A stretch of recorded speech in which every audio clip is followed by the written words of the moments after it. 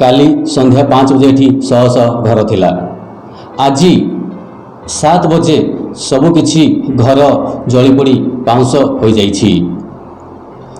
हाँ दर्शक बंधु, ये दृश्य होछि लखनऊ विकासनगर। प्रथम एक झोपड़ी घरे निया लगिला और देखु देखु पूरा बस्ती रे निया लगिगला। निया एते भयंकर थिला कि 10 किलोमीटर दूररू देखा जाउथिला। 250 घर जलिकी पाउंस होईगला।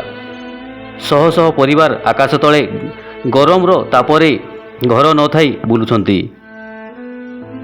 लोकंक पाखरे ग्लास नाही, पीबा पाई पानी नाही, पिला मानकर बही टंका सर्टिफिकेट जली पाउंस हो जाइछि।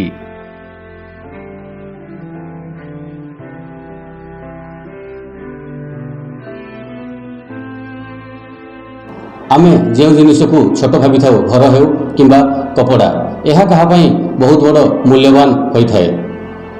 आमको से समय जना पड़े जो समय आम पाखर यह चली जाए। आज खबर ये रखुचु। नमस्कार।